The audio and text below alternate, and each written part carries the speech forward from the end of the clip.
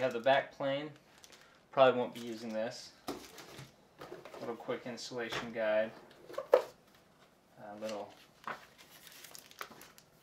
motherboard installation, CD-ROM.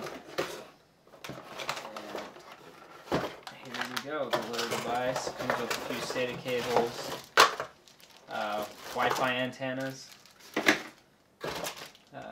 VGA DVI dongle. So let's take a look at this little guy. So as you can see, the reason I chose this board was a few reasons. First one being, it's got this beefy heatsink on here. It's a passive heatsink. We'll have to see how well that goes inside a closed case like the Nintendo. It may be necessary to get a small fan attached to the header here, but we'll see how it goes without any active cooling. It's a teeny little board. You can see here it uses laptop memory, so it's going to have a really small footprint here. And the other nice thing is it has this wireless card right here.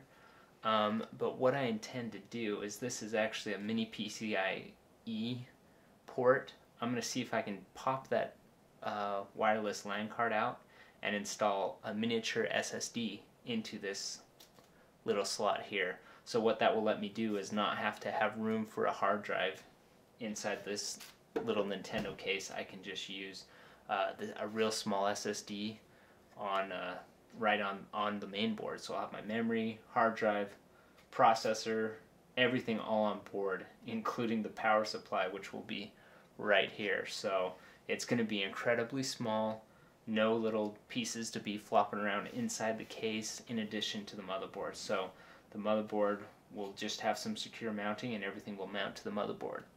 At least that's the plan. So we'll see how that goes, but Zotac Fusion 350, and it's the other thing I like about it is it has USB 3.0 ports.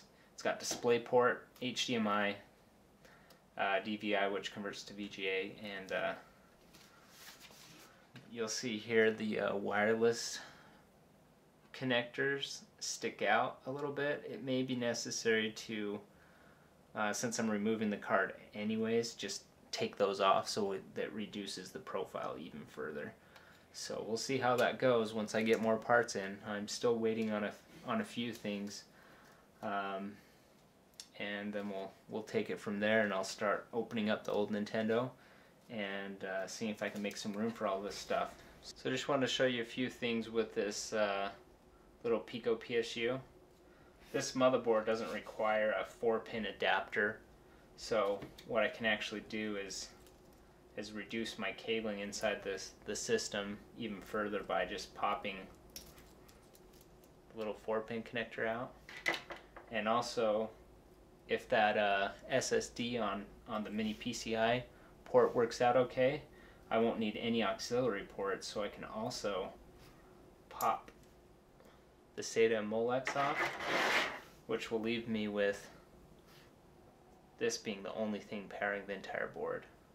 Really reduces down on my clutter if I can pull it off, so we'll see how that goes. We'll do a little test fit here onto the motherboard. It's a 24-pin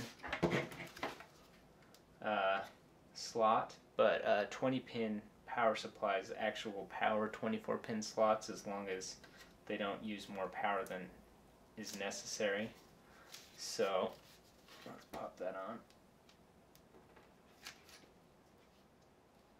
And we're in. So we've got power supply, motherboard, CPU, all in one unit here. So let's see how that goes. So thanks for watching. Follow the project on Twitter. My username is xoid_com, and visit our new website, xoid.com. We've got some new forums, new look on the website, new website backend server. Should be pretty quick for everyone. So hope you enjoyed this video. We'll have more once I start opening up this Nintendo box, and I'll keep you posted.